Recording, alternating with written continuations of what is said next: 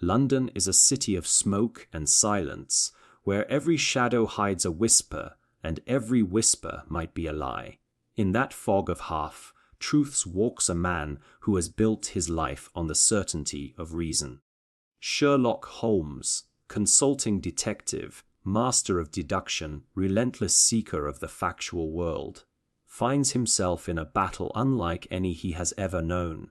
It was one of those damp, grey mornings in early November when the fog clings low to the cobblestones and the gas lamps appear as faint halos in the murk.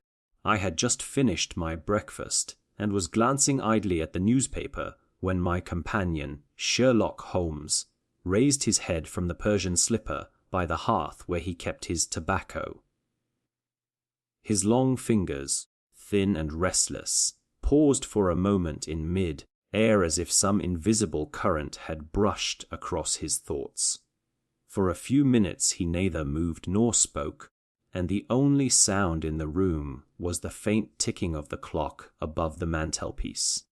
Then, with the quiet certainty that always signaled the birth of a deduction, he leaned forward and asked if I had noticed anything peculiar about that morning's edition of the Times. I replied that I had not, save for the usual account of parliamentary wrangling and the recent disturbances in Whitechapel. Holmes took the paper from my hand, folded it twice, and pointed to a column of small advertisements at the bottom of the third page. There, among notices for lost umbrellas and furnished lodgings, was a short line of text to those who still believe the light dies at midnight. Nothing else. No address, no signature, merely that cryptic sentence printed in the smallest type.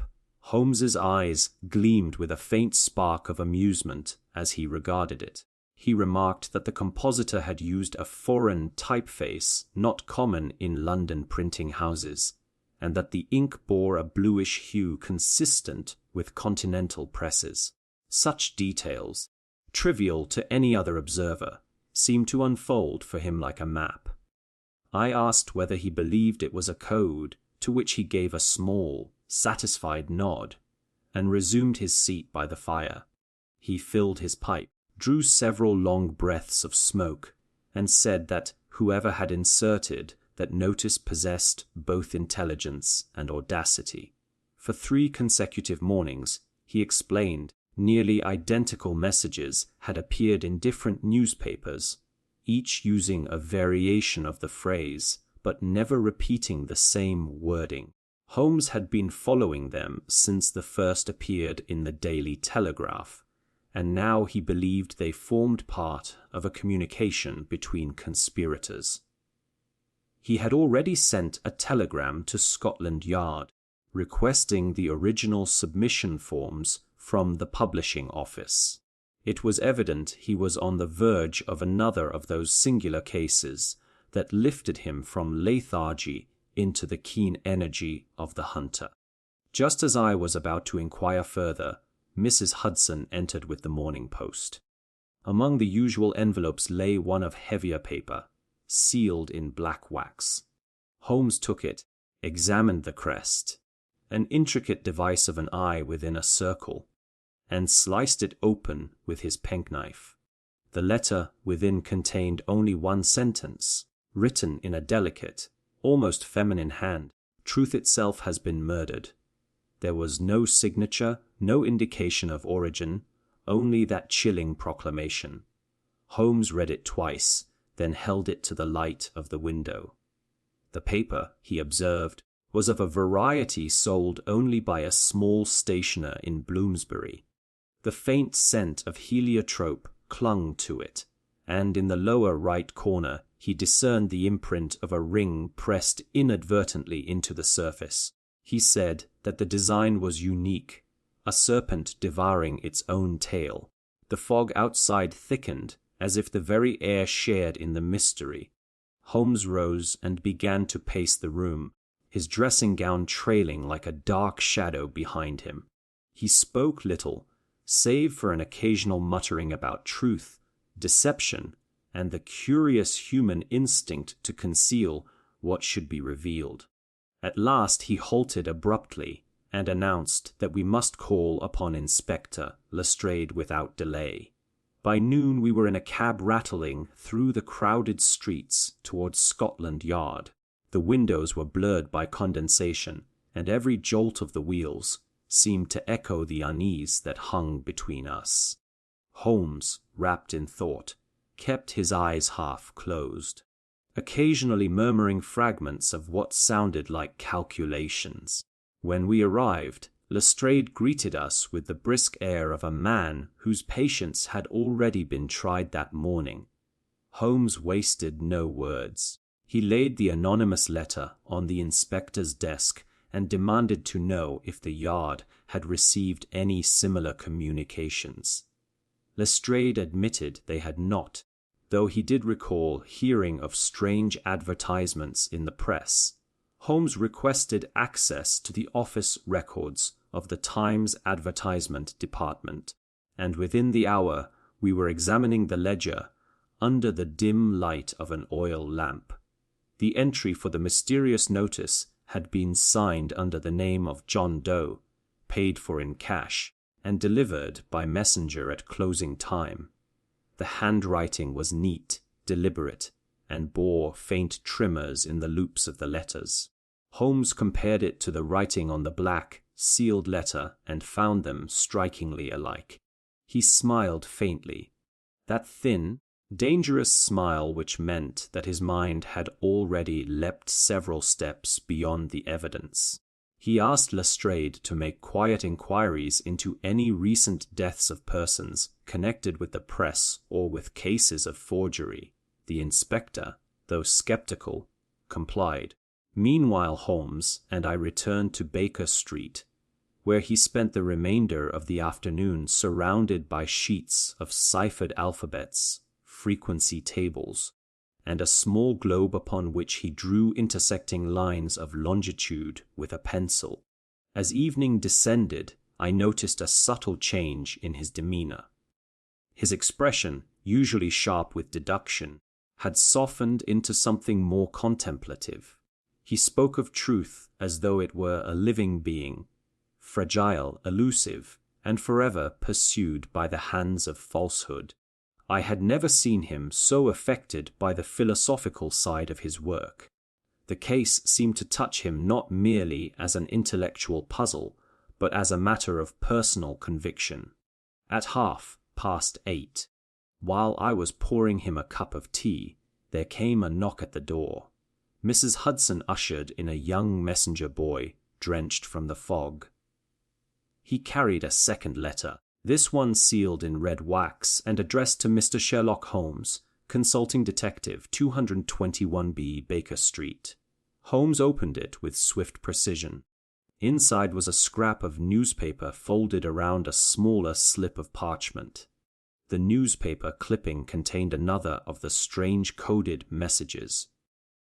The light returns where truth has fallen. On the parchment beneath, written in a hurried scrawl, were the words, "Beware the mirror of lies."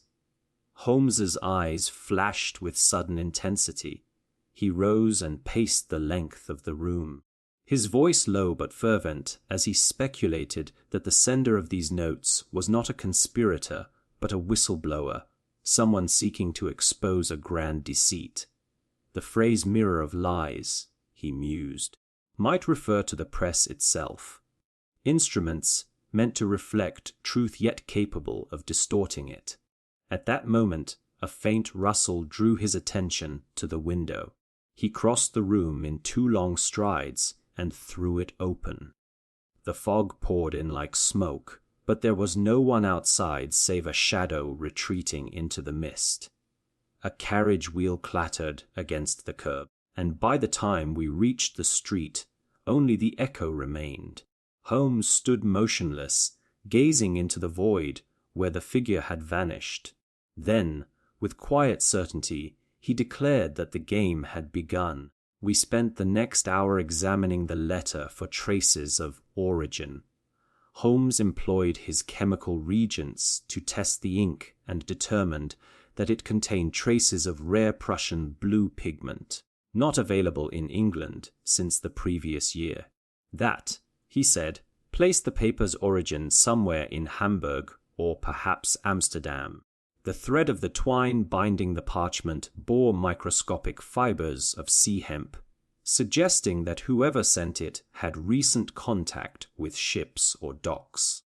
It was near midnight when Holmes finally set aside his instruments and leaned back in his chair. His pipe smoke hung thick in the air, coiling around the gaslight like drifting thoughts. He spoke in that detached tone he often used when arranging the final pieces of a puzzle within his mind. The sender, he reasoned, was English, born but had lived abroad. The messages were warnings disguised as riddles, meant not for the public but for him alone. Somewhere beneath the surface of these cryptic lines lay a crime already committed, the murder of truth itself. As the first letter had declared, I asked whether he believed the phrase was metaphorical. He shook his head. There are many forms of murder, he said softly. One may slay the body, another the mind, but the rarest crime of all is to slay the truth, for it is invisible and leaves no corpse. The clock struck 1, and the fog outside began to lift slightly. In that dim, ghostly half-light, Holmes looked older, more solemn than I had ever seen him. He confessed that he could not yet see the full shape of the matter, but he was certain of one thing: the forces at play were larger than any single crime. Somewhere, someone was attempting to rewrite reality itself, to erase facts and replace them with fabrication so perfect that even the keenest observer might accept it as genuine. Before retiring, Holmes wrote several notes and dispatched them by messenger. When I asked to whom they were addressed, he merely smiled and said that one must sometimes whisper to the shadows if one hopes to hear them answer. I left him seated by the fire, his violin resting across his knees, the flame casting a warm glow over his thoughtful face. The notes of a slow, melancholy tune drifted through the room, blending with the fading hiss of the dying fog outside. The next morning, I awoke to find him gone. On the table lay a small card on which he had written in his fine, precise hand, "Gone to verify the death of truth. Return before noon." I could only marvel, as I so often had, at the strange magnet that drew him toward the hidden corners of human deceit. What case this would become, I could not yet imagine, but I felt with the certainty of long acquaintance that we stood at the threshold of something vast, a mystery whose solution might alter our understanding of reality itself. And so began the affair that Holmes would later call the most perilous of his career, not because it threatened his life, though that it surely did, but because it forced him to question the very foundation upon which his art of deduction was built. In that first whisper through the fog of Baker Street, truth itself seemed to tremble, and we, unaware of what lay ahead, listened to its dying breath. It was on the third morning after the arrival of that strange correspondence when the true shape of the affair began to reveal itself. The fog had lifted, leaving the streets glistening under a weak, watery sun, and Baker Street hummed with the ordinary bustle of carriages, costermongers, and bootblacks. I was engaged in reading a medical monograph when I heard the sharp knock that always brought a glint of anticipation to Holmes's eyes. He rose, still in his dressing gown, and called for Mrs. Hudson to show the visitor up. A few moments later, a lady entered, a tall, pale woman wrapped in a dark blue cloak, her face half concealed by a heavy veil. She moved with the careful composure of one who fears every sound, every glance, as though the world itself were her enemy. Holmes bowed slightly and motioned for her to take a chair.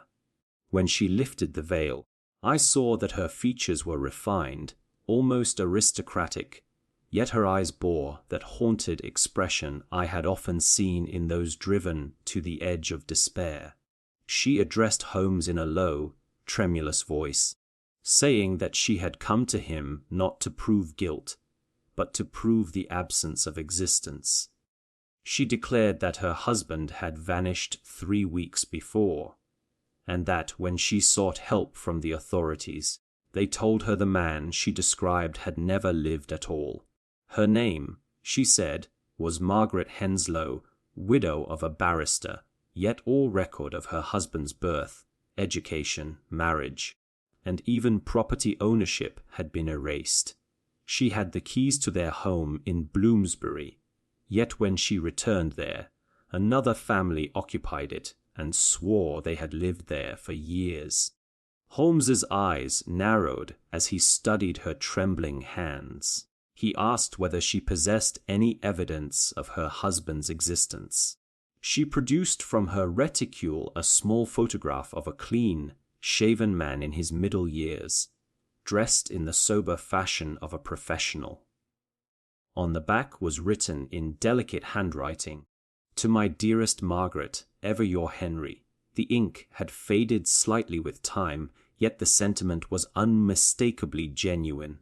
Holmes examined the card under his lens, tracing the edges with his forefinger.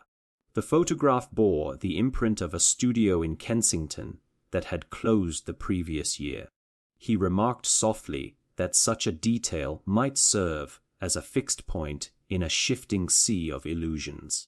When he asked where she had met her husband, she replied that they had been introduced through mutual acquaintances in the legal circle, and had lived quietly for 2 years. She described their evenings by the fire, his fondness for chess, his habit of whistling before bed.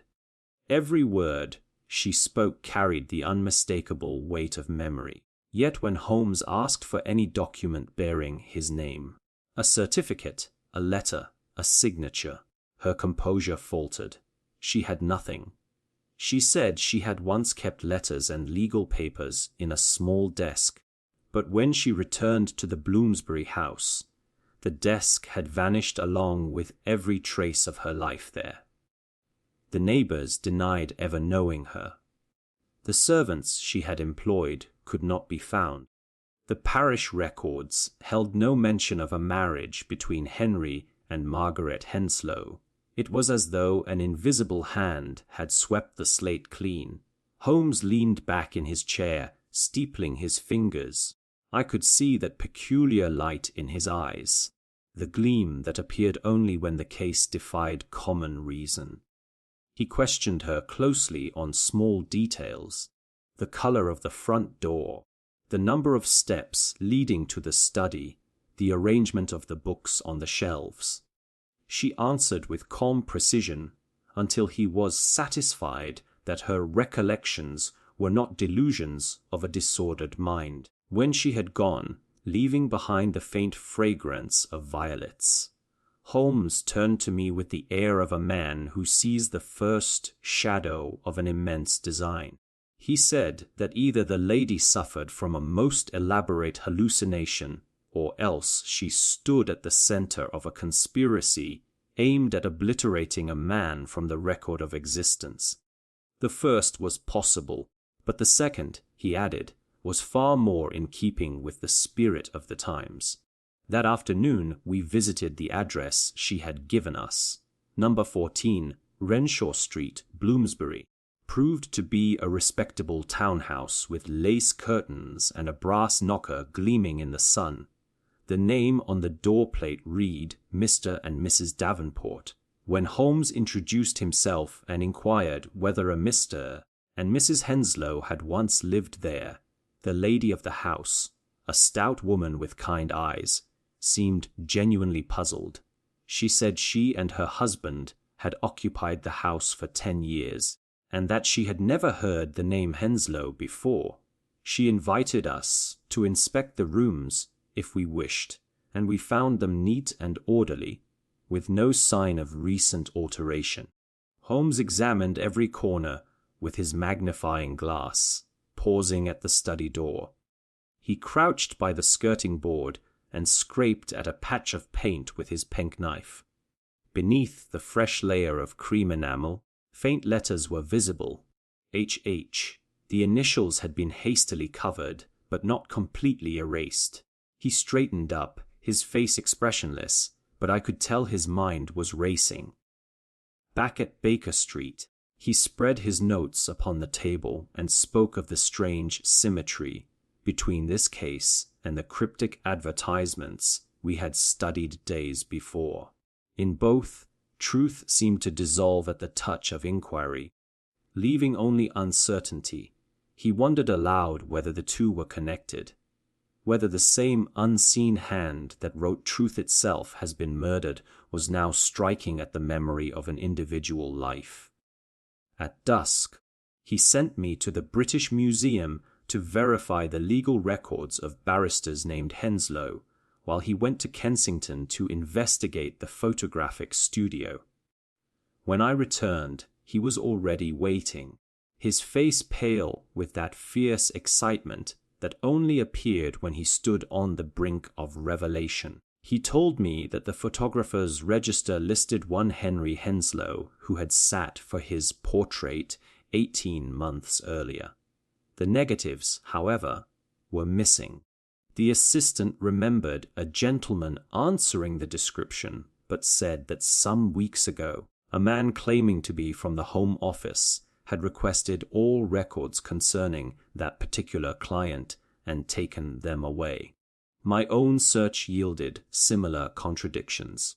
The Law Society had no trace of a barrister named Henry Henslow, yet the archives of the Times included several letters to the editor signed H.H., barrister at law, addressing legal reforms of the previous year. Holmes smiled grimly when I told him. The man had existed in print, if nowhere else. Someone had gone to extraordinary lengths to erase him, but not quite completely. We sat long into the night, the fire burning low, while Holmes constructed his chain of reasoning. He believed we were dealing not with an isolated disappearance, but with a systematic falsification of public record. Such a thing, he said, would require influence, connections in government offices, newspapers, and registries. Only an organization with both power and secrecy could accomplish such a feat. 2 days later, a new development occurred. Mrs. Henslow returned, pale and agitated. She said that since her visit, she had been followed through the streets by a man in a dark coat and bowler hat who vanished whenever she turned. That morning, she had received a note pushed under her door, bearing only the words "Forget him, or you will be forgotten too." Holmes read it in silence, then asked whether she had shown it to anyone. She shook her head. He told her she had done well, and asked her to remain indoors for the next 24 hours while he made inquiries. The next morning found us in the reading room of Somerset House, where Holmes examined the marriage and death registries. After an hour's search, he produced a curious discovery, a record of marriage between Henry Henslow and Margaret Gray, dated 3 years prior. But upon closer inspection, the ink of the groom's name had been chemically altered. Through his magnifier, faint traces of the original lettering were visible beneath the tampering. Someone had erased it and written over it again. He copied the entry carefully, then rose with the quiet determination of a man who has glimpsed the outline of truth behind a veil. We took a cab to a narrow lane off Fleet Street, where he led me into a print shop whose windows were dim with dust.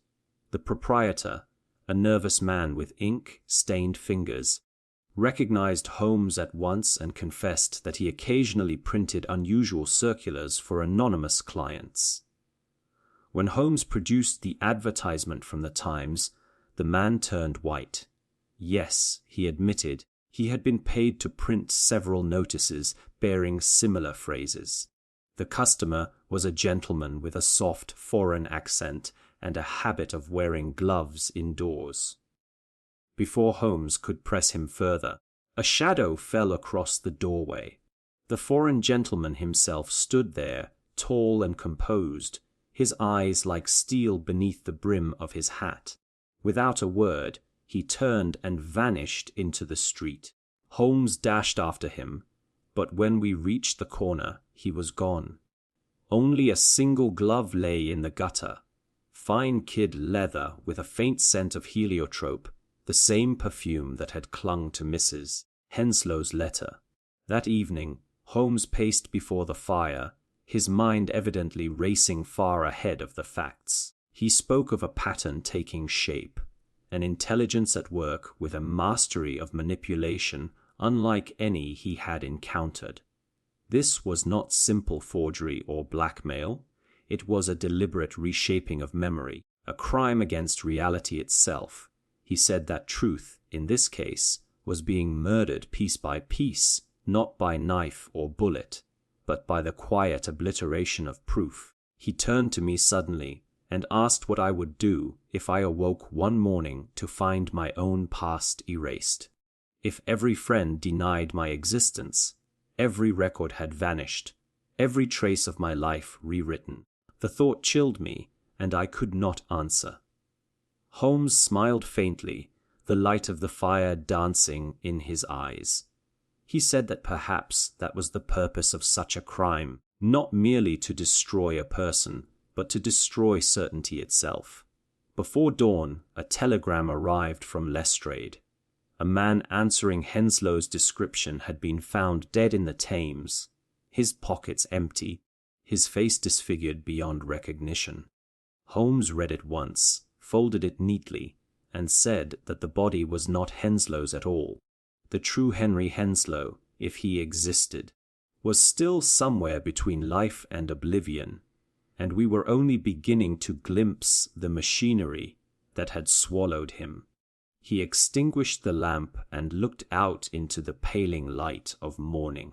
The fog was returning, thick and silent. In that dim hour between night and day, I felt for the first time that we were contending not with flesh and blood, but with an idea, a force that sought to unmake the world by unmaking its truth. Holmes turned from the window, his face grave. The lady with no past, he said softly, may prove to be the key to everything. And as he spoke, the first tendrils of fog slid through the open window, curling like the ghost of something that had never been. London had sunk once more into its winter fog, that dense, yellow shroud which rolls in from the river and turns the city into a half-dreaming labyrinth of lamps and whispers. For nights together, Holmes and I prowled those blurred streets in pursuit of what he called the phantom correspondent, a shadow that moved through the alleys of the city, leaving behind only words. Never before had I seen him so restless, so possessed by the chase, as if the mere scent of deceit had roused in him some deep instinct of pursuit that neither sleep nor hunger could subdue. Our wanderings began each evening at dusk. Wrapped in his grey cloak and low hat, Holmes would glide through the streets of Bloomsbury and Clerkenwell like a wraith among the gaslights, pausing at every news vendor and posting office. He seemed to know by some private sense which corners of the city held meaning for our unseen adversary. At times, he would halt without warning, glance sharply at a window or lamppost, and scribble a note in his pocket-book. Then, with the faintest smile, he would stride on as if following invisible footprints laid across the fog itself. Each night brought another coded letter to Baker Street. Some were delivered by hand, others found tucked beneath the door or hidden among the pages of the morning paper. The handwriting varied, the signatures changed, but the rhythm of the cipher never did. Each message described an event yet to happen: a fire in Soho, a theft in Mayfair, an arrest in Westminster, and within 24 hours, the event would occur exactly as written. Scotland Yard, harried and bewildered, began to suspect that Holmes himself was behind the letters, so uncanny was his knowledge of their sequence. But Holmes paid no heed to their suspicion. He said that whoever sent these letters was playing not with crime, but with the very nature of time. It was on the 5th night that I began to understand the gravity of the matter. We were standing near the embankment, where the river ran black beneath the gas lamps. Holmes had received that morning a note predicting that a foreign gentleman shall vanish by water before dawn. The handwriting was precise, almost elegant, and Holmes declared it the work of the same mind that had composed the message about the light dying at midnight.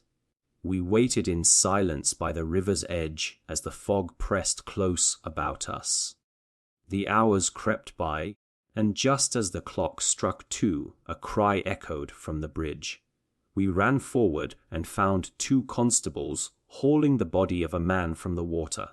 His pockets were empty, his face pale as wax. Holmes bent over him and murmured that the man was no foreigner, but a London clerk. He turned the body's hand over and pointed to a faint blue stain on the fingers, the residue of printer's ink. I recalled at once the print shop where we had traced the advertisements.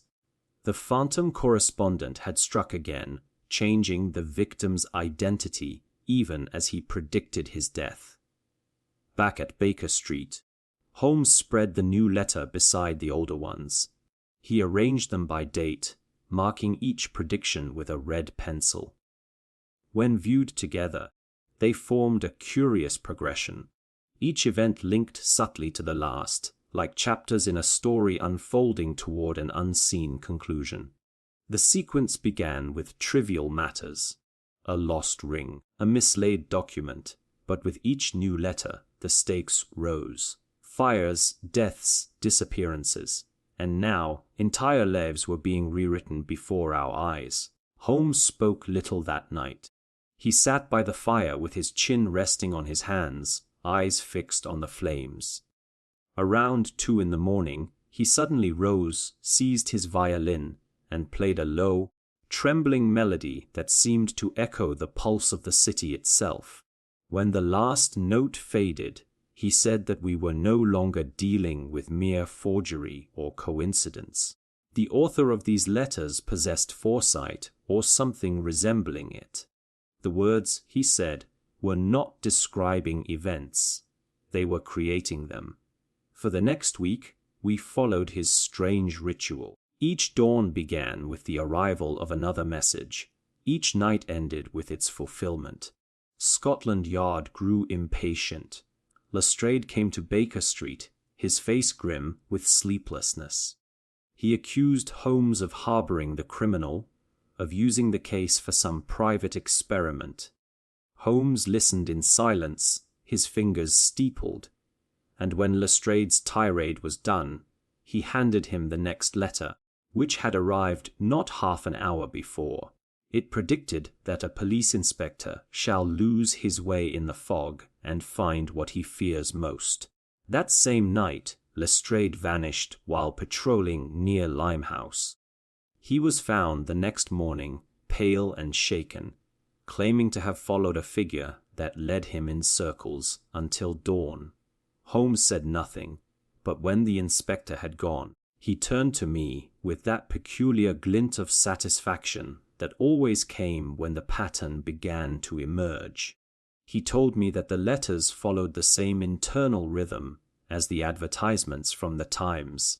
Each line obeyed a cipher based on the sequence of prime numbers. The author, he said, was composing not mere threats, but a kind of narrative, one in which we ourselves had become unwilling characters. The next message arrived 2 nights later. It read simply, "The doctor shall write of what he does not yet know." Holmes looked at me then, and though his expression was calm, I saw a shadow of unease cross his face. He told me to carry on as usual and not to let the words trouble me, but I could see they troubled him deeply. That night, we took to the streets again. The fog was thick enough to choke the breath, and the gas lamps shone as blurred orbs in the mist. Holmes moved with uncanny precision, every step measured, every turn deliberate. I followed close behind, half blind, guided only by the faint outline of his former head. We passed through Chancery Lane, along Fleet Street, and into the narrow passages near the river. At one point, Holmes stopped abruptly and crouched beside a lamppost. There, etched faintly into the iron, were the initials H.H. He traced them with his finger, then smiled in that cold, secret way that meant discovery. He said that whoever orchestrated this drama was using London itself as a kind of manuscript, writing across its surfaces, walls, doors, newspapers, with messages that only a trained observer could read. He believed the same mind that had erased Henry Henslow was now testing its power by predicting and altering reality. The phantom correspondent, he said, was not content to kill truth. He sought to replace it. At dawn, we returned to Baker Street. Holmes went straight to his chemical table and began to experiment with the ink used in the letters. He dissolved a fragment of one in a flask and showed me how the color shifted under heat, from blue to violet to a strange iridescent green. He said the formula was unknown to him, though it bore traces of mercury salts and aniline dye. He believed it to be of foreign origin, likely continental. As he spoke, a thought seemed to strike him. He reached for his files and produced an old casebook, flipping rapidly through the pages until he stopped at a note from years earlier concerning a German chemist named Wilhelm Strack, who had once devised an ink that faded and reappeared at timed intervals. Holmes believed that Strack, long presumed dead, might be alive under another name, and that he could well be the phantom correspondent. To test this, he sent telegrams to several colleagues abroad. Then, for the first time in days, he allowed himself a few hours of sleep. When he awoke, a reply awaited him from Hamburg. Strack, it stated, had indeed died 10 years earlier, but only after being confined in an asylum for claiming he could predict events through coded writing. Holmes read this twice, then murmured that the dead man's theories might have survived him. There were disciples of Strack's work, he said, men who believed that words could alter perception, that by describing an act in advance one might compel its occurrence. If such a disciple now operated in London, the implications were monstrous. That evening, another letter came. This one was addressed not to Holmes, but to me. It said, "You will stand beside him when he meets the one who writes before he acts." The signature was a single initial. M. Holmes read it, frowned, and said, "We must be ready." He took his revolver from the drawer and slipped it into his pocket. Then he told me to fetch my coat, for the night promised revelation. We walked through the fog toward the river once more. Near Blackfriars Bridge, a figure waited, a tall man in a dark overcoat, his face hidden by a wide, brimmed hat. As we approached, he raised his hand in greeting, and in that instant I saw the glint of metal beneath his sleeve. Holmes moved faster than I thought possible, seizing the man's wrist and twisting it sharply. A pistol clattered to the pavement. The stranger did not resist. He simply laughed, a low, unsettling sound that echoed through the mist. Holmes ordered him to speak, but the man only smiled. He said that Holmes had arrived precisely on schedule, just as expected. Everything, he claimed, had happened as it was written. Holmes demanded to know whether he was M., the author of the letters. The man inclined his head but gave no name. He said that all he had done was to record what already existed, that Holmes's own pursuit was part of the script. Then, before we could move, he stepped backward into the fog and was gone. We searched the surrounding alleys, but no trace of him remained.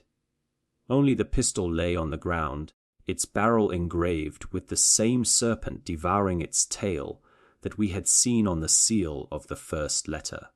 Holmes pocketed it and said quietly that the circle was closing. Back home, he worked in silence until dawn, cross-referencing every clue. He declared that M was the same man who had orchestrated the erasure of Henry Henslow, the same mind that now sought to control reality through words. The pattern was complete. Each letter predicted an act, each act confirmed the letter, and in the space between the two, truth itself was strangled. Holmes said that the phantom correspondent was not merely a criminal but a philosopher, a man who believed that what could be written could be made real. The final letter arrived the next morning. It bore no cipher, no code, only a single line. When the detective writes the end, the story will be complete.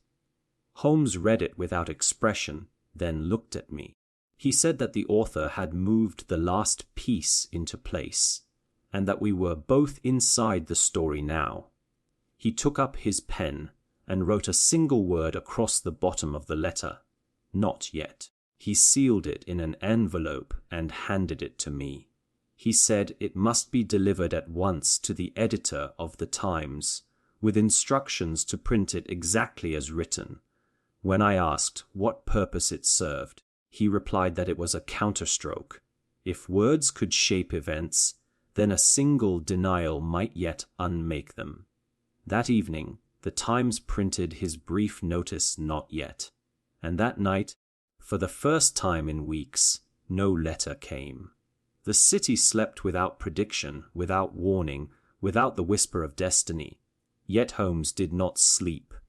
He stood at the window, gazing out into the shifting fog, and said that silence, too, could be a message. Thus ended the first phase of the affair of the phantom correspondent, though neither of us knew how much darker the story would yet become. I remember the glow of the gaslight on his face as he turned toward me and murmured that every story seeks its end, and that somewhere someone was still writing ours. It was in the second week of December, when the case that would come to be known as the affair of the broken mirror first drew Holmes from the long shadow cast by the phantom correspondent. London lay beneath a hard frost that glittered cruelly in the gaslight, and the river, sluggish and brown, sent up a breath of ice that wrapped the city in silence. For some days, Holmes had been restless, pacing from window to window with the unease of a mind too long deprived of challenge. When at last Lestrade appeared at our door with the look of a man harried beyond endurance, I saw in Holmes's eyes the spark of life rekindled. The inspector wasted no words. 3 bodies, he said, had been found within the last fortnight, each in a different quarter of London: Islington, Kensington, and Whitechapel. There was no apparent connection between them in class, occupation, or circumstance, yet each scene shared one peculiar trait. A mirror lay near the corpse, shattered into precisely 7 fragments. There was no sign of forced entry, no robbery, no note or weapon.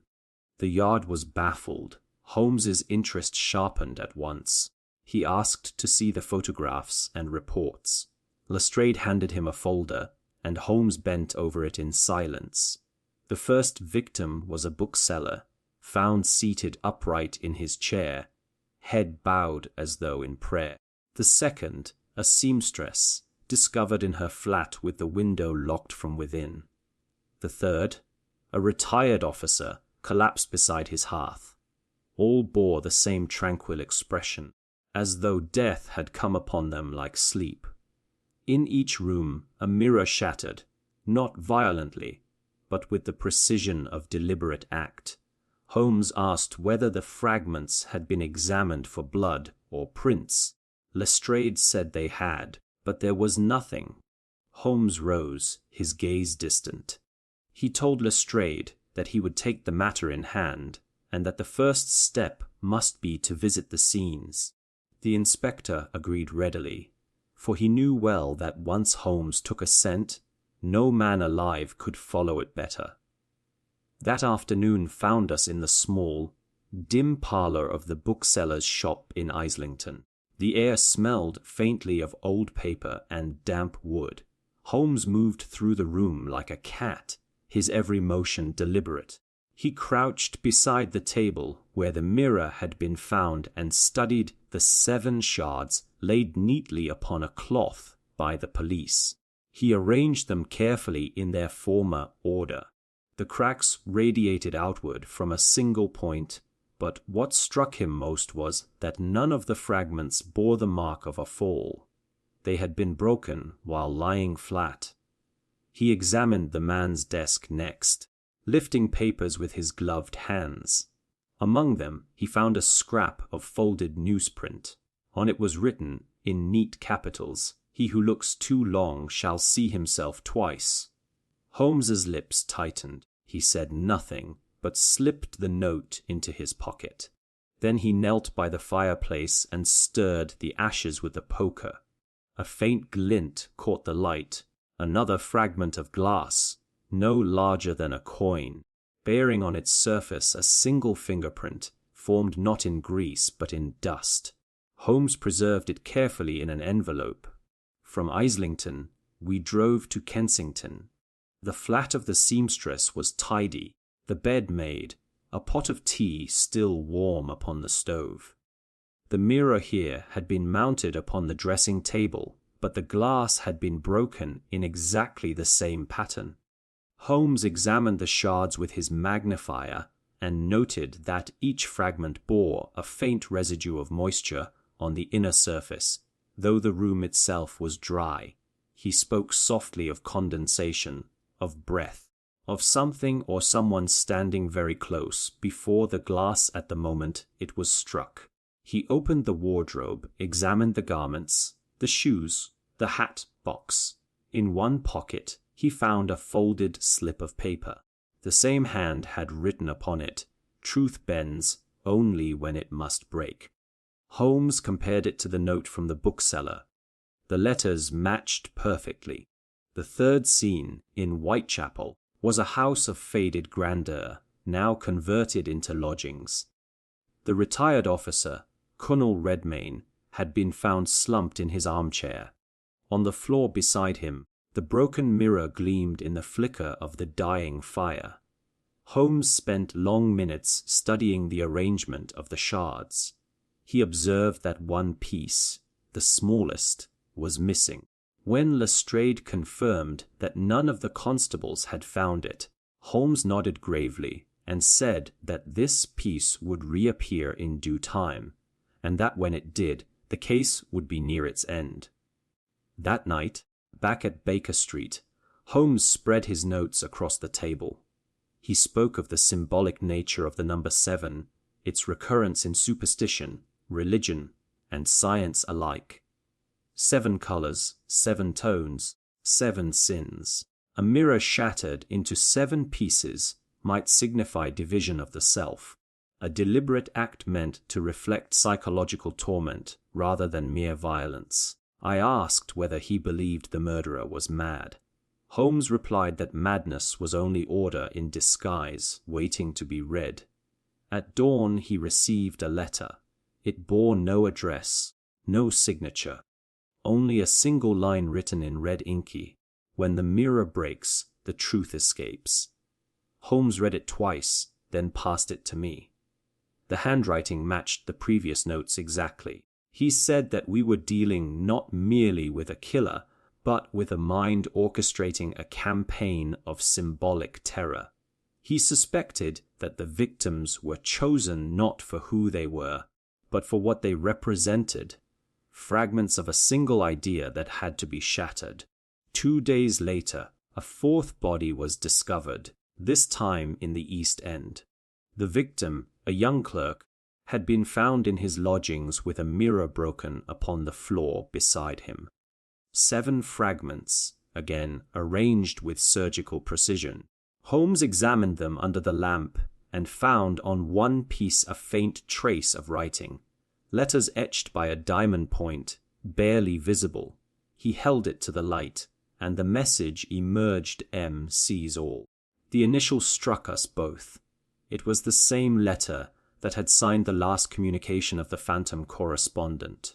The two mysteries, which had seemed parallel, now converged. Holmes's face hardened.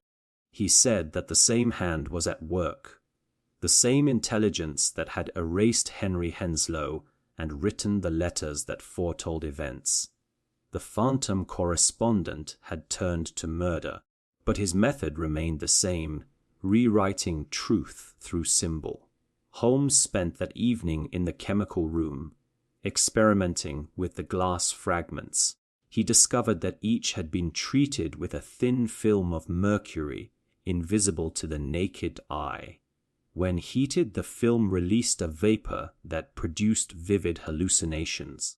He concluded that the victims had been exposed to this vapor just before their deaths, and that their hearts had failed under the strain of terror.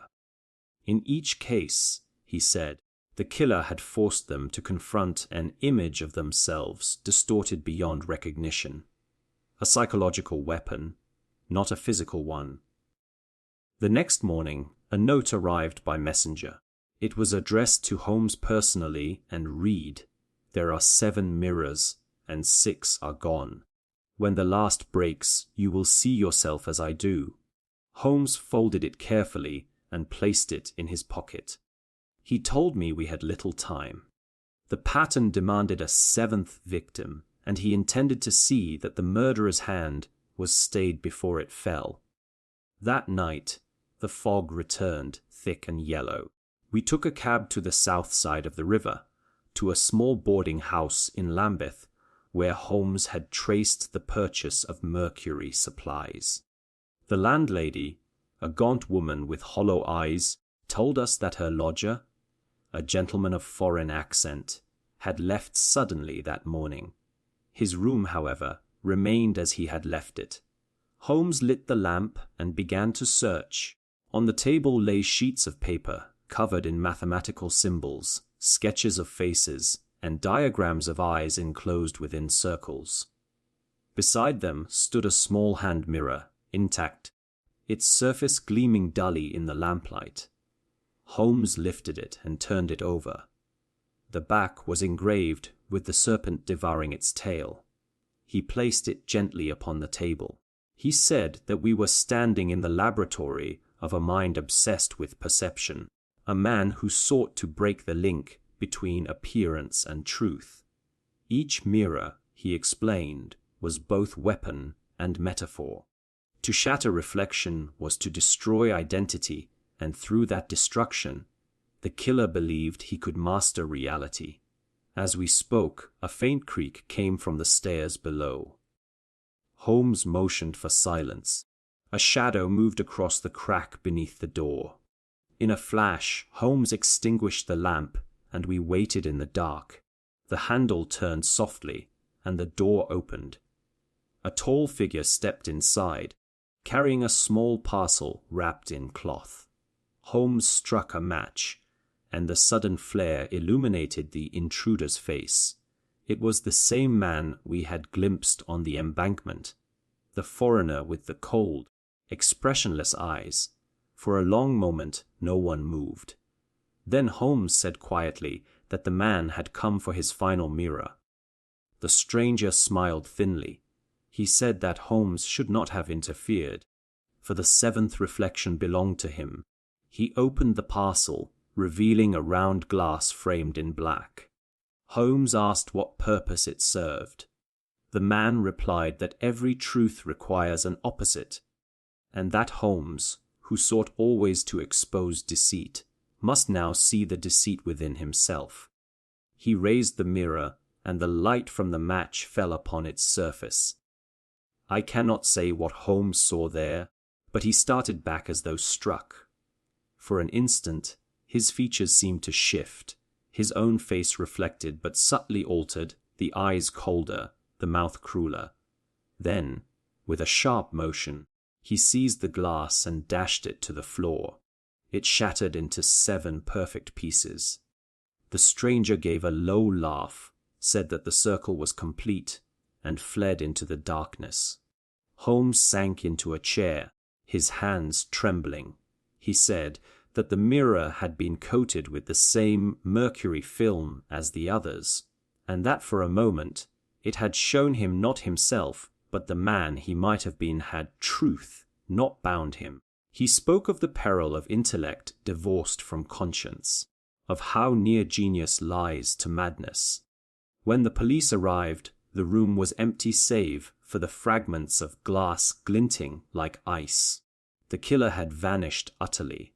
Holmes refused to pursue him further that night. He said that the mind behind the mirrors had achieved its purpose. It had forced him to confront his own reflection and to question whether his pursuit of truth was itself another form of obsession.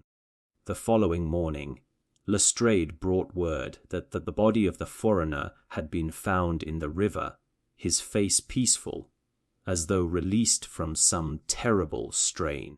In his pocket was a note written in the same red ink as before. When the mirror breaks, the truth escapes. Holmes said nothing for a long time. Then he took the final fragment of glass, the one he had pocketed in Islington, and placed it upon the mantelpiece. It caught the morning light and scattered it into 7 faint beams across the room. He said that perhaps some truths could survive only in pieces, for the whole would be too much for the human mind to bear, and so ended the case of the broken mirror. But in the days that followed, I often saw Holmes pause before that fragment on the mantel, his expression unreadable. Once I heard him murmur that the dead man had been right in one regard, that truth and madness are but reflections of each other, divided only by the thinnest pane of glass. The weeks that followed the affair of the broken mirror brought no peace to Baker Street. Holmes was altered in some subtle but profound way. His step remained quick, his mind keen, but there was a restlessness about him that even the smallest matters failed to ease. He no longer played his violin, nor did he lie languidly upon the sofa with eyes half closed as of old. Instead, he worked late into the night, poring over old notes, cross-referencing cases, and muttering under his breath about patterns within patterns. When I questioned him, he merely smiled, a thin, distracted smile that failed to reach his eyes. It was during one such night, while the fire burned low and the fog pressed against the window panes, that he received a small parcel by special messenger. The wrapping bore no sender's name. Inside was a single page torn from a newspaper, upon which had been written in red inky, "The detective's truth is the grandest lie of all." Holmes read it once and cast it into the flames. Then, without a word, he took his hat and coat and left the room. I did not see him again until morning. When he returned, his boots were caked with mud and his coat damp with mist. He sank into his chair without greeting and began to fill his pipe. His silence troubled me more than any confession might have done. At last, I asked whether the note was the work of the same hand that had haunted us through the previous cases. He nodded slowly. He said the writer knew him, knew his habits, his reasoning, his weaknesses. This was no random tormentor, but a mind intimately acquainted with his own. In the days that followed, peculiar things began to happen. Anonymous letters arrived at the Yard, accusing Holmes of having staged the very crimes he had solved. The press, always eager for sensation, seized upon the rumors. Articles appeared suggesting that the famous detective had descended into mania, that he had become the author of his own mysteries. Lestrade came to Baker Street one morning with a troubled face and told Holmes that Scotland Yard had been instructed to keep a quiet watch upon his movements. Holmes only laughed, a low, mirthless sound, and said that the trap had been sprung at last. He showed us then a series of documents he had gathered: witness statements, forensic reports, official telegrams. Each bore some small inconsistency, a signature forged, a date altered, a seal misplaced. One by one, he laid them before me until the conclusion became unavoidable. Every major case of the past year, from the letters of the phantom correspondent to the affair of the broken mirror, had been manipulated. The evidence that had guided his deductions had itself been planted, not by chance, but with surgical precision. I confess that for the first time since our long partnership began, a doubt crept into my mind. Could it be that Holmes's own brilliance, his hunger for pattern and logic, had blinded him to deception? Had some adversary been leading him by the nose, constructing illusions tailored to his very methods? I struggled against the thought, but it clung to me like a shadow. Holmes seemed to sense my uncertainty, for he regarded me with a look I had never seen before. Something between sorrow and resignation. He said that the enemy's true goal was not to harm him, but to unmake him, to turn every triumph into proof of his guilt. It was, he declared, the most elegant crime imaginable, to forge reality so perfectly that even the mind trained to detect falsehood could no longer tell one from the other. We began to receive letters daily.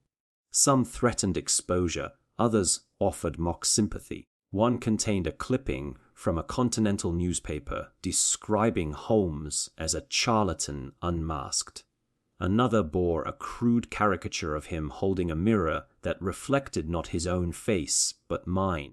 I tried to laugh at it, but something in his expression silenced me. He took to locking the study door at night. Once, waking in the small hours, I heard him pacing the floor, muttering about betrayal and masks. When I entered, he was seated at the desk, surrounded by notes, his revolver lying within reach.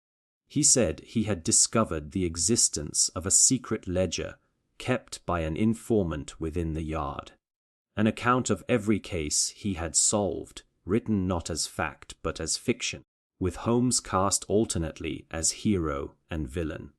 The ledger, he said, had been used to rewrite events in the eyes of the law and the press alike. The next morning we called upon Lestrade. The inspector met us with visible unease.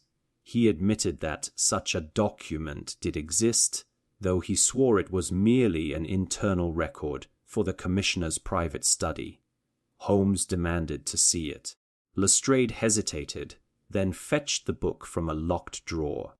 It was a thick volume bound in green leather, its pages covered in neat copperplate handwriting. As Holmes turned the leaves, I saw the color drain from his face. Each entry twisted the facts of his greatest cases, making him appear complicit in the crimes he had solved.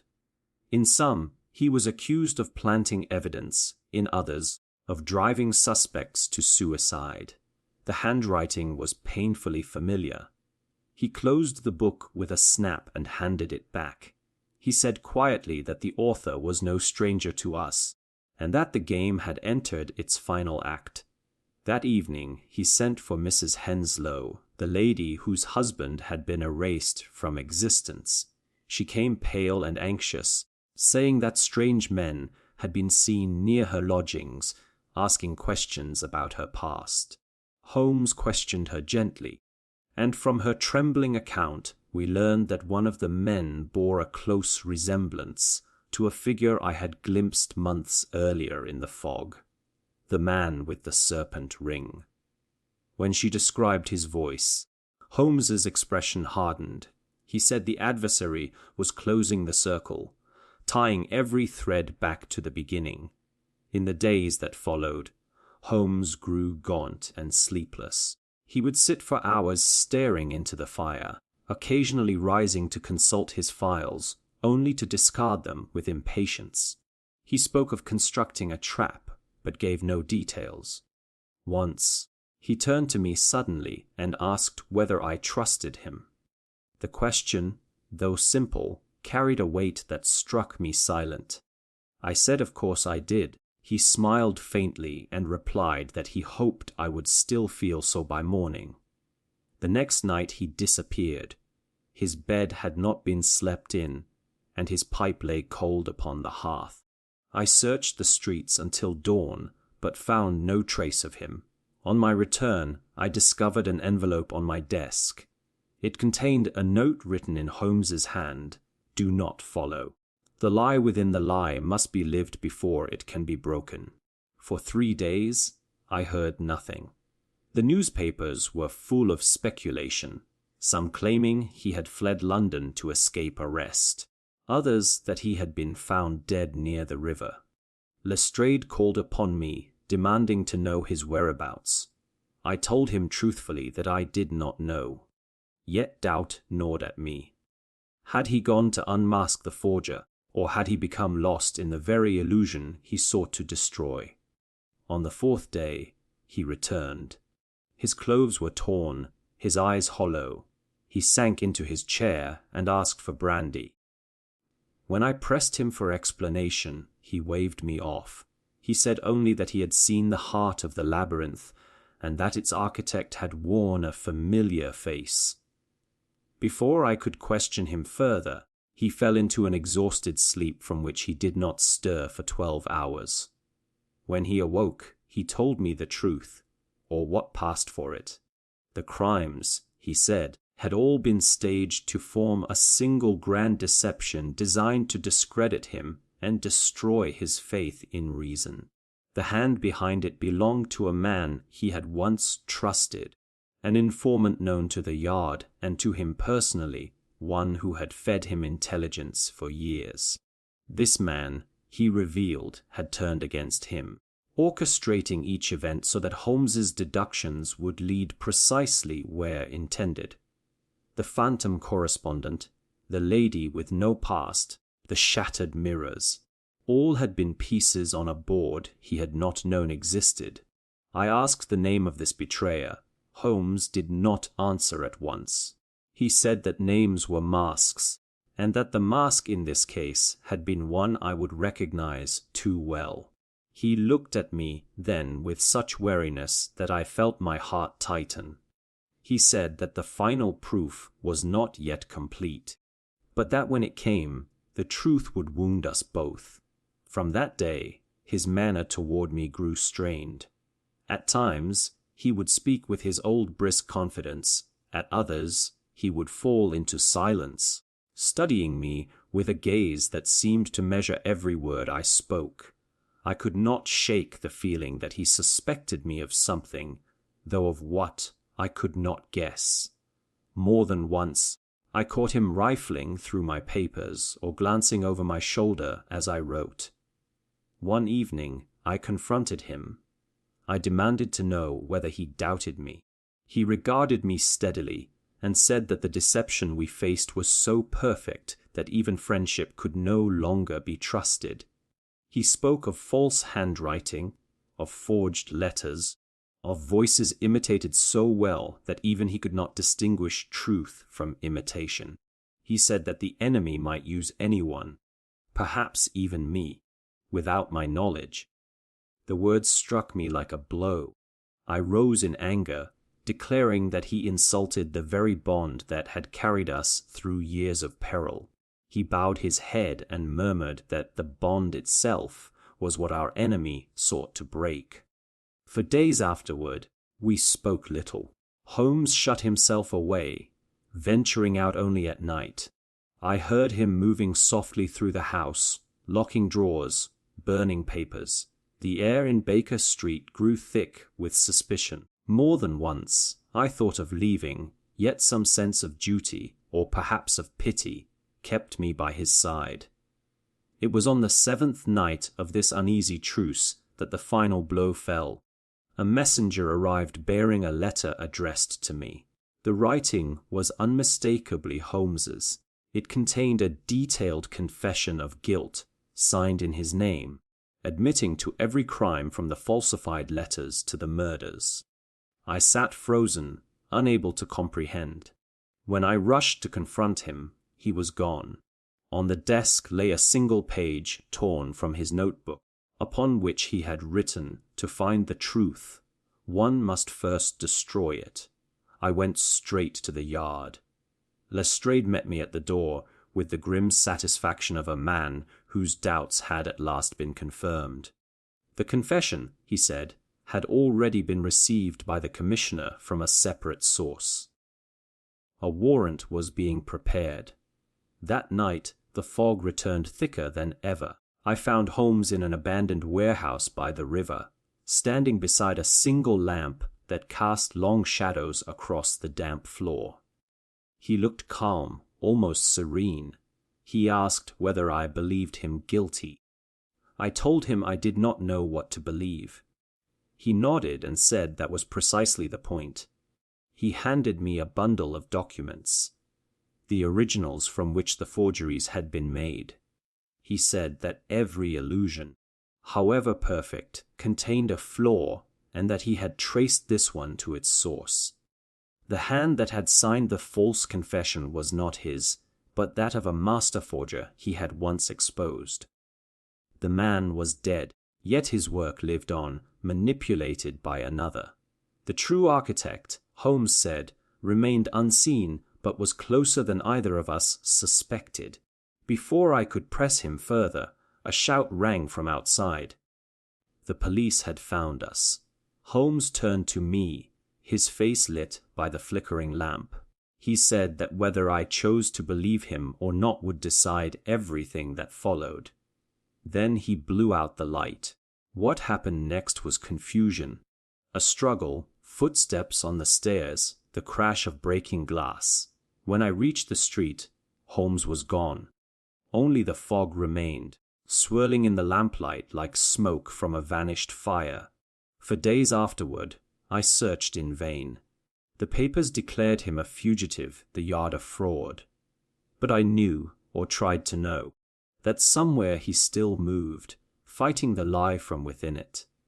Sometimes, in the stillness of night, I think I hear his step upon the stair, his voice murmuring through the shadows that truth and falsehood are but reflections of each other, and that, in the end, every mirror must crack. London had entered that bleak interval between winter and spring when the days are long in coming and the nights seem endless. The air was raw, the sky leaden, and a sense of fatigue hung over the city, as if even its ceaseless pulse had begun to falter. For my part, I lived in a state of quiet misery.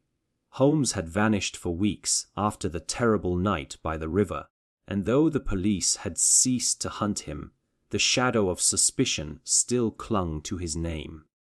Then, one afternoon in late February, he appeared once more at Baker Street, as if he had never been gone. He looked thinner, older, and there was a certain gravity in his eyes that unsettled me more than all the rumors of his guilt. He greeted me cordially, took his seat by the fire, and spoke of trivialities until I could bear it no longer. I demanded an explanation. He merely smiled and said that the lie had begun to consume its author. When I pressed him further, he added that he had at last found the hand that moved behind the curtain, and that the game, though perilous, was far from over. He then told me that we were to leave London that very evening. I asked where we were going, but he only replied that we were to meet a man who knew him as no one else ever could. The manner in which he said it chilled me. There was no triumph in his tone, no excitement, only a weary inevitability, as though the meeting were not a victory, but a reckoning.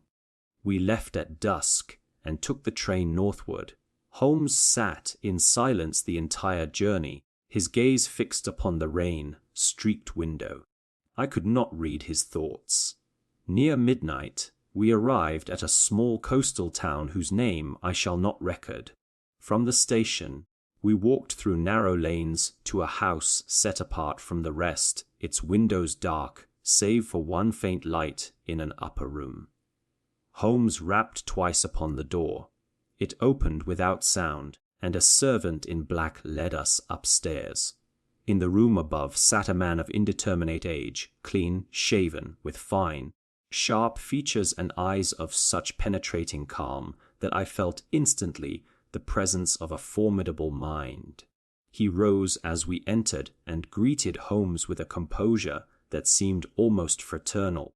I expected hostility or suspicion, yet they spoke as two scholars might, each recognizing in the other the measure of his own intellect. The man introduced himself as Adrian Mallory. Holmes inclined his head and said that he had known that name would emerge sooner or later. For the next hour, I might as well have been invisible. The two men conversed in a language of reason and inference that left me struggling to follow. Holmes began by accusing Mallory of orchestrating the long chain of deceptions that had brought us to this point.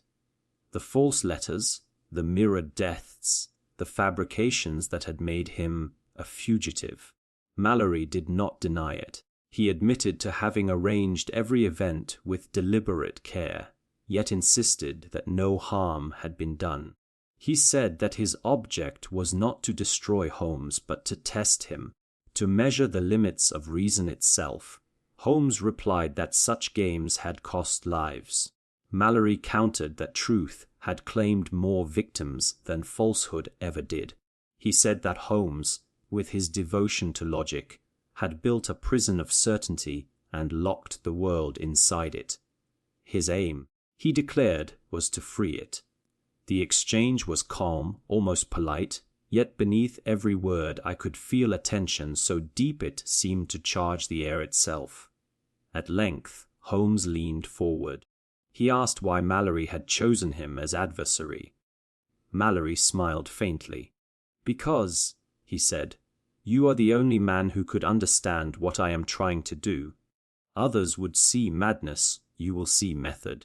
He spoke of a philosophy in which truth and illusion were one, where perception itself could be bent like light through glass. He claimed that all human understanding was but a construct of belief, and that by altering belief one might rewrite reality. Holmes listened without interruption, though I could see the muscles of his jaw tighten.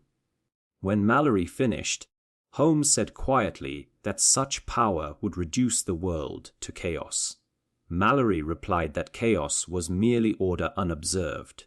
He said that Holmes's methods, the deduction, the evidence, the pursuit of certainty, were merely another form of illusion, a structure built upon assumptions no less fragile than the lies he sought to expose.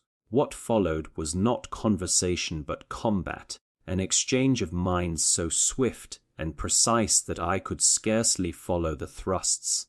Mallory would propose a paradox. Holmes would unravel it with a logic so sharp it seemed to cut through air itself.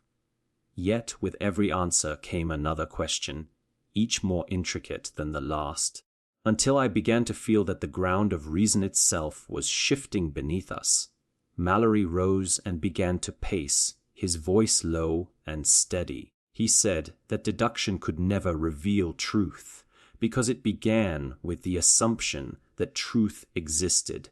He said that what Holmes called evidence was merely agreement between perceptions, and that to manipulate perception was to control reality.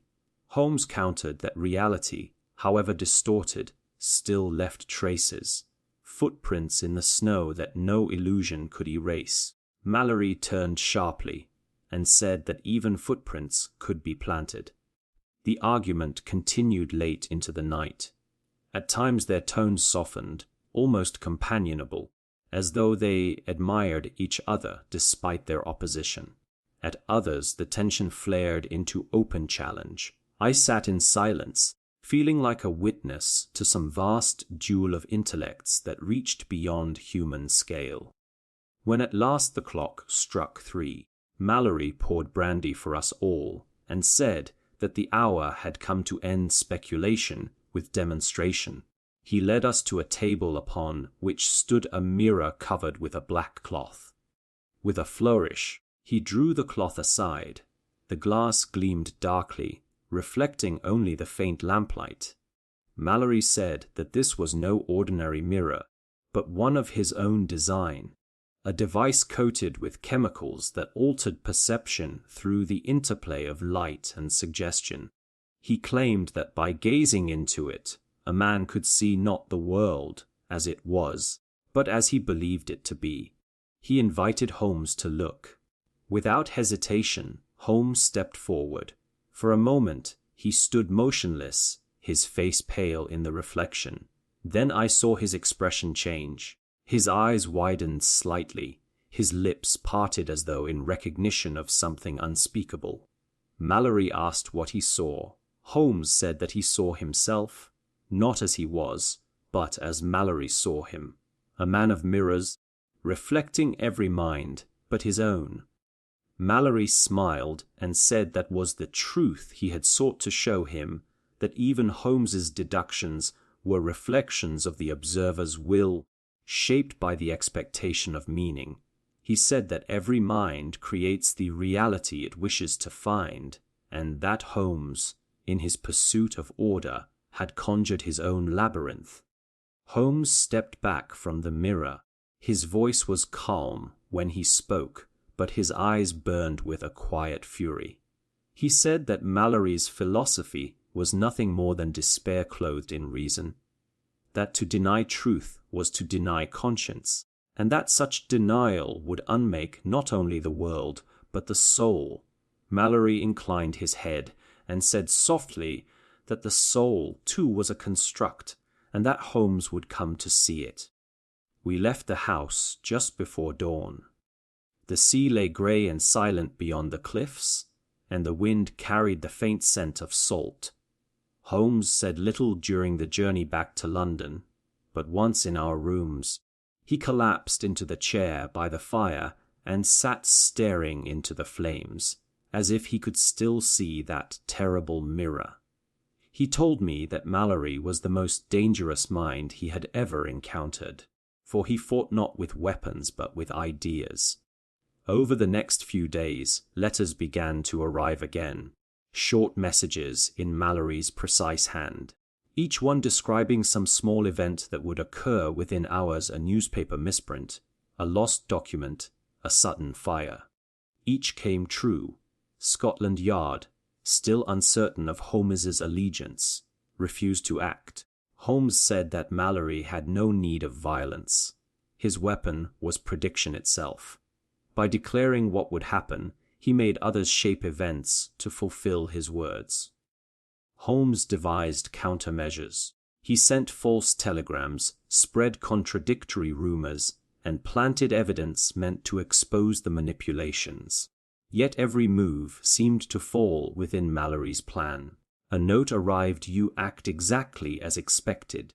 It was as though they were playing chess upon a board where every square had already been chosen.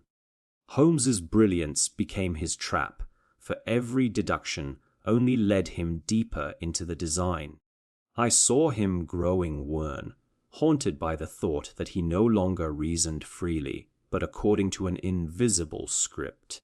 One night he confessed that he could no longer trust his senses. He spoke of hearing Mallory's voice when no one was there, of finding notes written in his own hand that he did not remember writing. I urged him to rest, but he only shook his head and said that rest was impossible while another mind occupied the same ground. The next evening brought the most curious event of all. Holmes received a telegram bearing his own signature. It read, "I have solved the case. Meet me at the old theatre." He showed it to me without comment. We went at once to the address, a derelict building on the Strand, long closed and half in ruin. Inside, the stage was lit by a single lamp. Upon it sat Mallory, as calm as ever, surrounded by sheets of paper. He greeted Holmes warmly and said that the performance was about to begin. Holmes asked what performance. Mallory gestured to the papers, which I now saw were filled with lines of dialogue. Our dialogue, word for word, from that very night.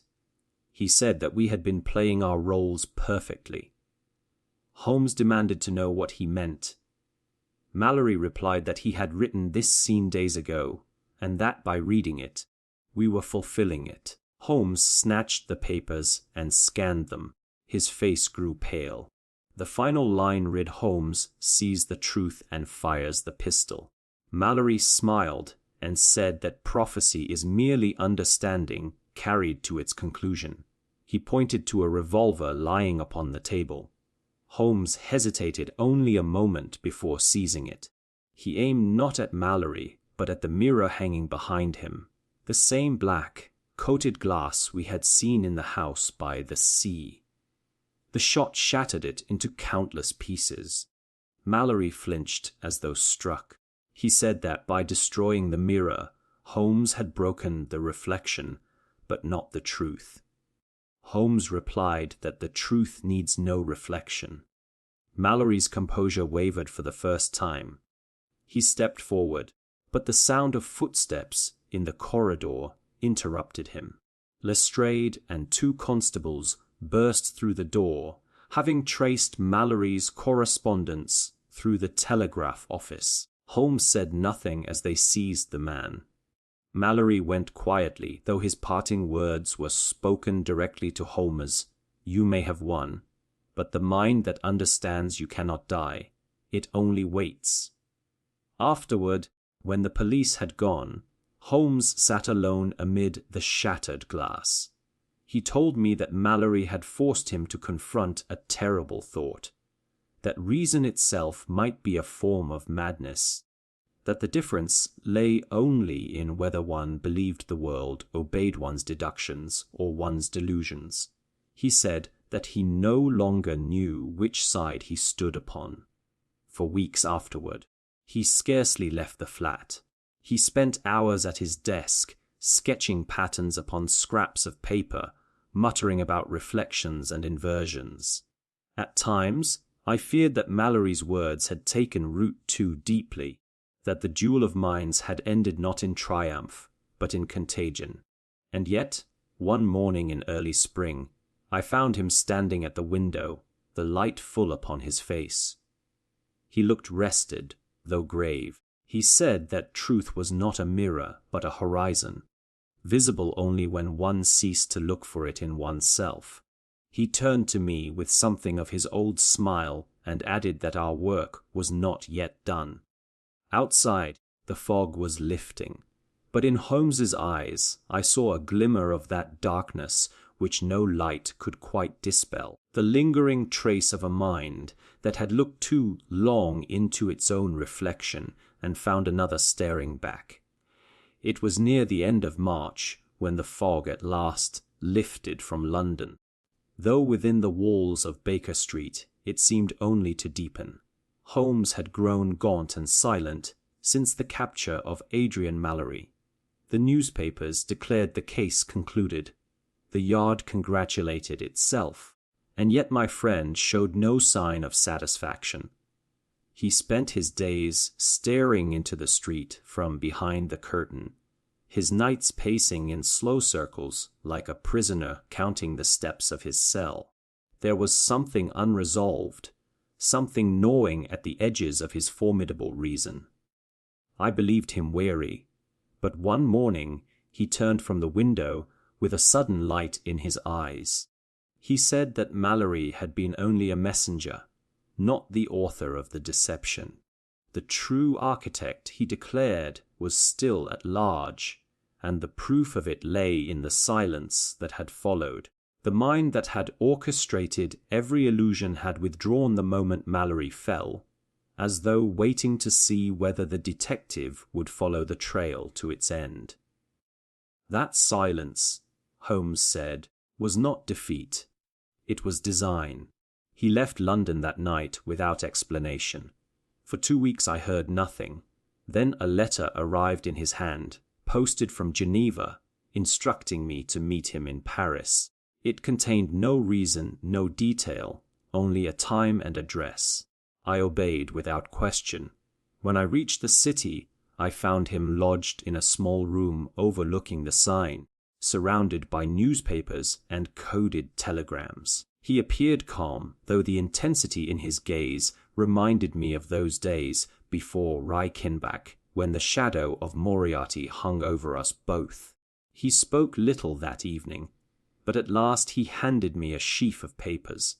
They were transcripts, letters, reports, and fragments of conversation, all bearing one recurring mark, a small insignia shaped like an open eye.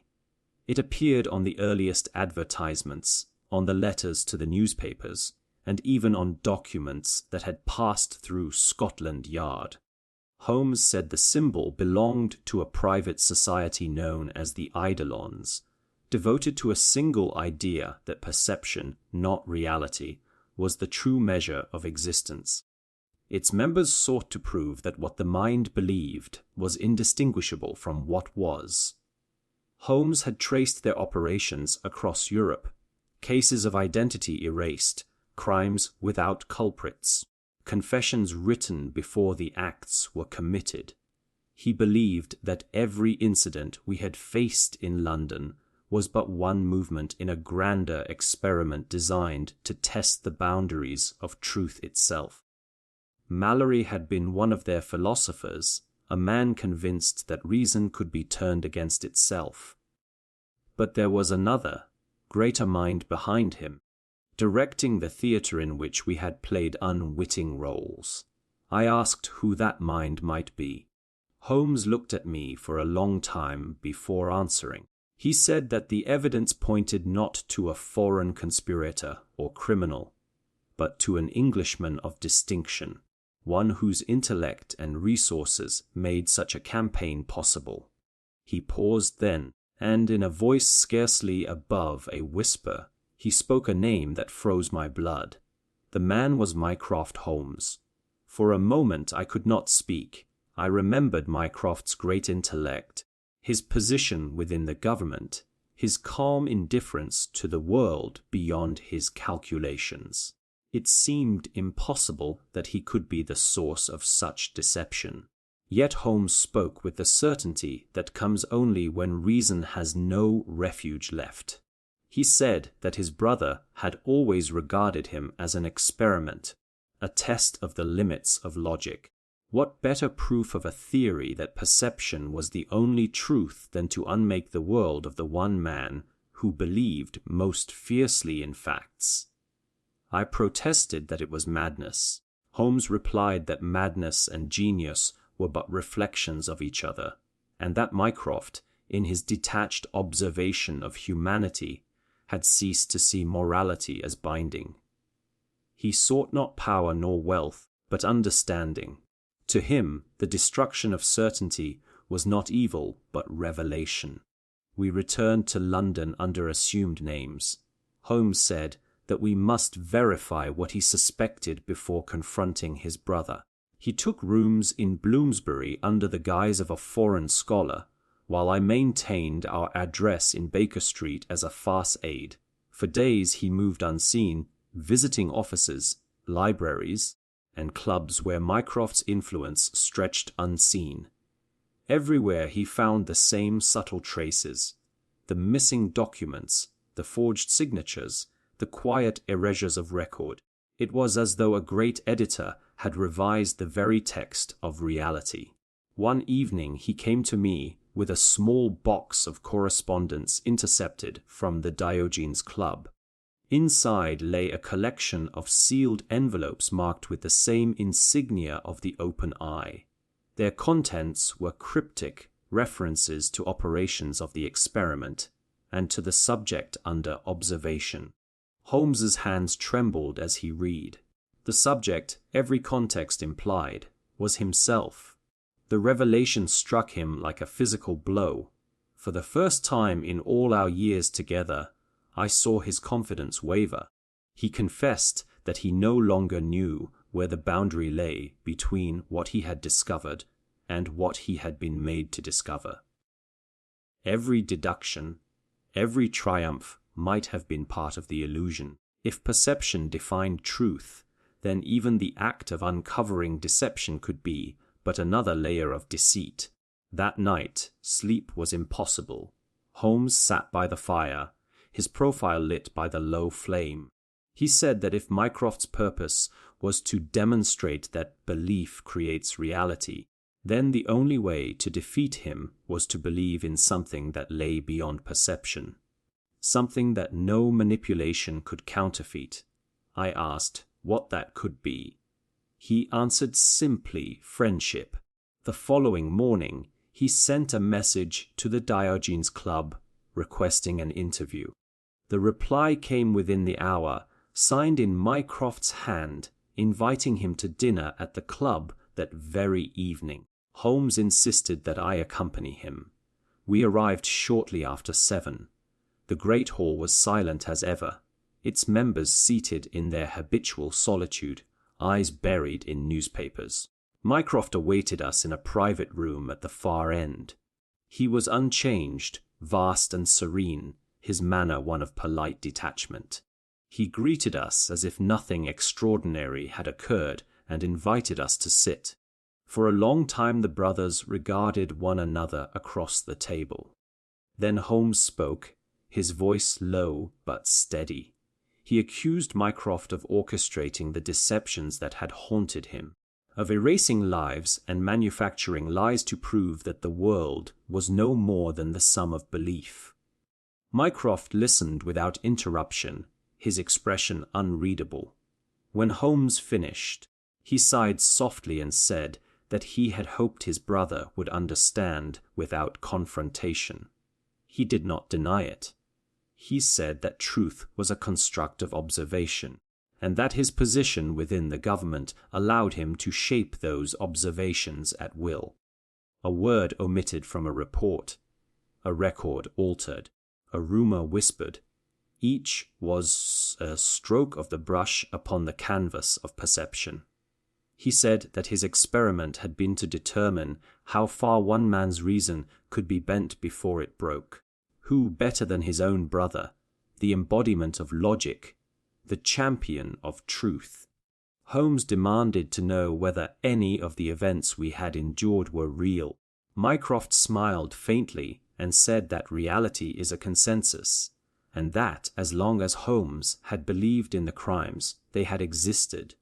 The victims, the letters, the mirrors, all were illusions sustained by his observation.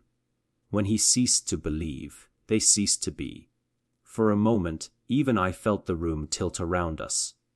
Could such manipulation truly be possible?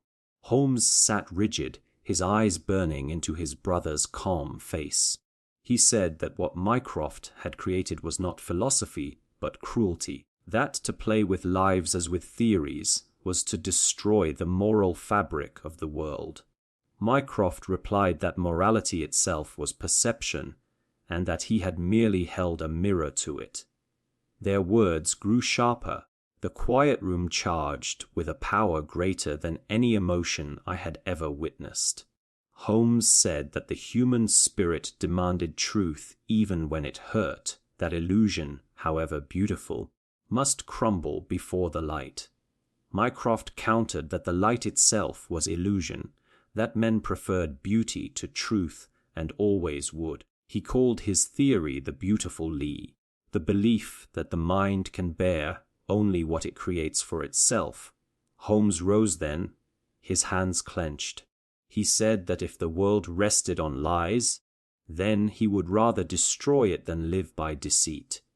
Mycroft only looked at him with something almost like affection. He said that destruction too was part of the pattern, that Holmes's defiance was the final proof of his theory. He had forced his brother to doubt reality, to question his own mind, and in that moment the experiment was complete. Holmes turned away in silence. As we left the club, the heavy doors closing behind us, He staggered slightly, as if the air itself resisted him. I took his arm, but he shook me off. He said that Mycroft had won, for even the act of denial affirmed the principle. To reject illusion was itself a choice within it. Days passed without change. Holmes withdrew into himself, scarcely speaking, his mind trapped in a labyrinth of thought from which I feared there was no escape. I tried to reason with him, to remind him that whatever Mycroft claimed, the world outside still turned. People still lived and died. But he answered that those certainties existed only because we agreed to them, and that Mycroft had shown how fragile that agreement could be. One night, I found him writing by lamplight. He told me that he had composed a paper refuting his brother's theory. Its title, he said, would be The Consistency of Reality. He handed me a page. It was filled not with argument, but with a single phrase repeated again and again in his small, precise hand. There must be truth. There must be truth. The following morning, I awoke to find him gone. On the table lay a note addressed to me. It said that he was going to confront his brother one last time, and that if he did not return, I was to remember that friendship, too, is a kind of truth. I hurried to the Diogenes Club, but the porter told me neither brother had been seen since the previous evening. That night, the Thames gave up a small boat drifting near the embankment. Inside lay 2 coats, 2 hats, and a briefcase bearing the initials SH. There was no sign of struggle, no trace of the men themselves. The police declared it an accident, the papers a mystery, but I knew better. Sometimes, in the quiet of the flat, I imagine Holmes still alive, moving unseen through the fog, neither defeated nor victorious, still searching for the thread of truth that his brother had sought to sever. Perhaps he found it. Or perhaps, as Mycroft believed, there was nothing to find, that the world itself is the beautiful lie we tell one another to keep from madness. I cannot say. I only know that I continue to believe in him, and perhaps that belief is my own beautiful lie.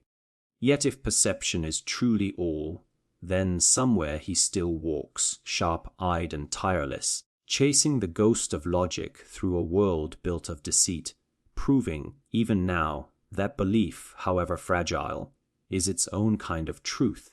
It has taken me many months to find the strength to record the final chapter of this strange and terrible history.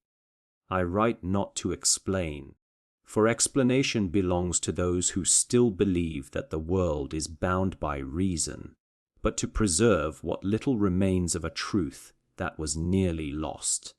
Of Holmes himself, nothing has been heard since that night upon the river when the 2 brothers vanished from human sight. The police closed their inquiry within a week. The Diogenes Club made no statement. The public, always eager for closure, accepted that both had met their deaths by accident. Only I refused to believe it. I knew that the mind I had followed across the frontiers of reason would not end so quietly. Months passed.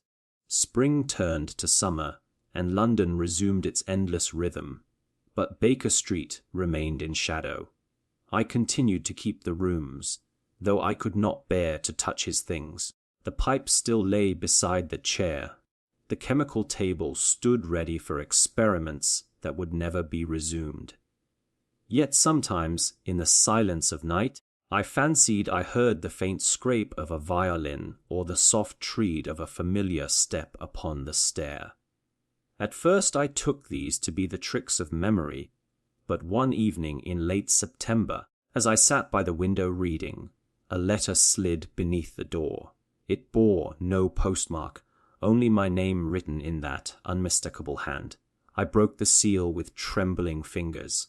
The message within was brief. It read, "If you still believe in me, come to Baker Street at midnight. Bring no one." That was all.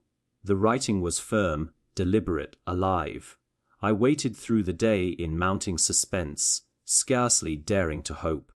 As the clock struck 12, the door opened softly, and he stood before me. He was thinner than I remembered, his face drawn but his eyes bright with the old fire. He smiled and said that he had come to set the record straight before vanishing for good. I could not speak for a long while. At last I stammered that we had thought him dead. He replied that death, like truth, could be worn as a disguise. He took his place by the fire, drew a long breath, and began to speak. He told me that after that final meeting at the Diogenes Club, he had realized that Mycroft's theory, the beautiful Lee, could only be undone by turning its own logic against itself. To defeat an illusion, one must become part of it, to deceive the deceiver by giving him what he wished to see. Mycroft had sought to prove that reality was nothing more than perception. Therefore, Holmes would prove that perception could be controlled. He had staged his own disappearance as the last movement in a game played between two minds so closely matched that victory could belong to neither without annihilation. He described how, on the night by the river, he had met with Mycroft one final time. The elder brother had confessed that the experiment had gone too far, that even he no longer knew where fiction ended and truth began. They had argued, not as enemies but as philosophers, each convinced of his own vision. Holmes had then placed before Mycroft a series of forged documents and letters, each suggesting that the Society of the Eidolons had turned upon its founder. He told Mycroft that his own disciples now questioned his sanity, that they believed the master had himself become trapped in the illusion he had created. Mycroft, ever proud, had demanded proof.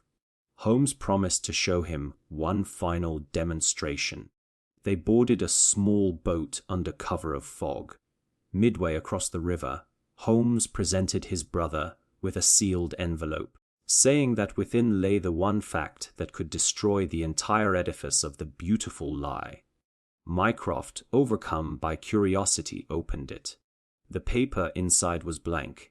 In that instant, Holmes pushed the envelope into his brother's hands and said that it was proof enough, that nothing written upon it could ever be more real than what Mycroft believed it to be. He then leapt into the fog, leaving the boat adrift. When it was later found, both men were presumed drowned. Mycroft, however, had lived long enough to vanish into obscurity, his mind broken by the perfection of his own philosophy. Holmes, meanwhile, had swum to the southern bank, hidden by the mist.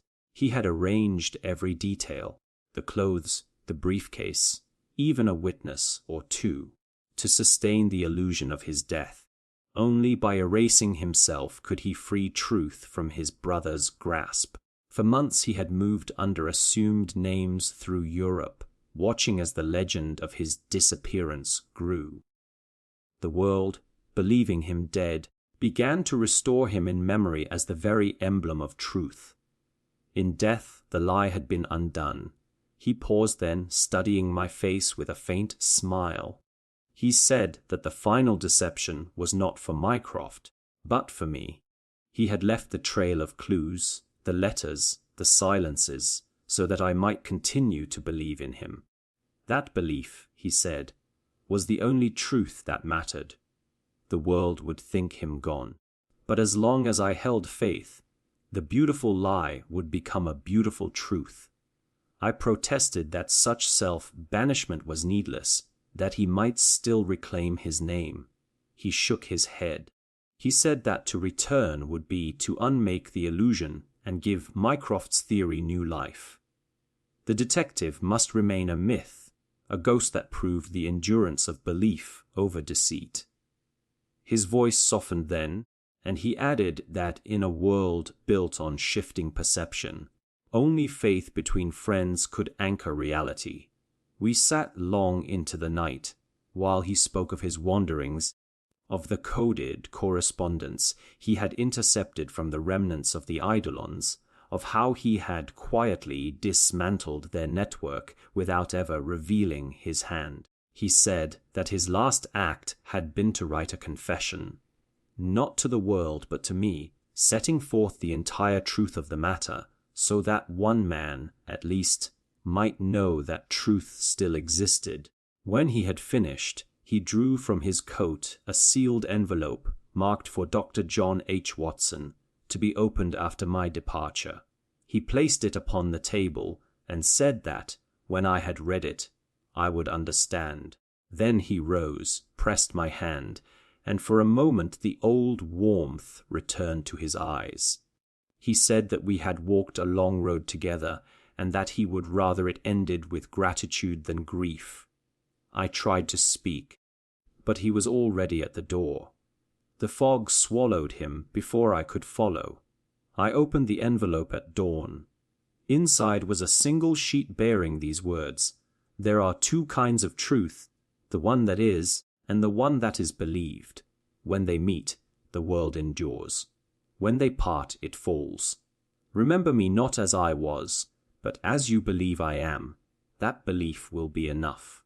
After that morning, I heard no more. Rumors reached me of a man answering his description seen in Prague, then in Cairo, and later in the bazaars of Marrakesh. I neither pursued them nor dismissed them. I had learned, at last, that to seek proof was to lose faith, and that belief itself was the final proof left to me. Years passed. The rooms of Baker Street grew quieter with the march of time. Mrs. Hudson left for the country, and strangers came and went through the rooms that had once echoed with the voice of the greatest mind I had ever known. Yet one evening, as I sat alone by the fire, the door creaked open, and for an instant I saw a shadow cross the threshold. It paused as if regarding me, then vanished. Whether it was a trick of the flame or something more, I cannot say. But I felt a strange peace settle over me.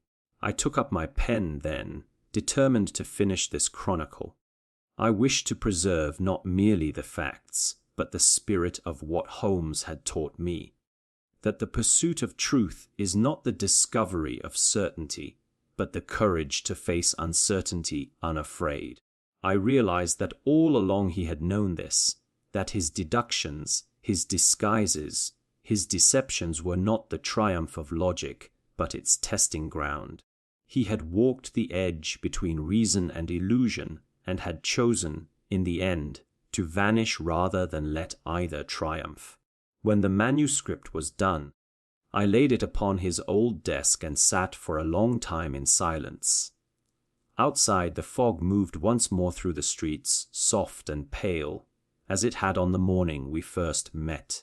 I thought of him then, not as the cold logician the world imagined, but as the man who had risked everything to preserve something fragile and human in a world that sought to erase it. Perhaps that was his final confession. That truth, to survive, must sometimes wear a lie's mask, and that the finest deception is the one that restores faith rather than destroys it. The world may never know whether Sherlock Holmes lived or died, whether his victories were fact or fiction. But as I sit here, the clock ticking softly in the quiet room, I find that I no longer care, for in every shadow of the fog, in every whispered footstep along the street below, I still hear the echo of his voice. Cool, assured, alive, and in that echo the world feels real once more. If that is illusion, then I welcome it, for it is the only truth I have left.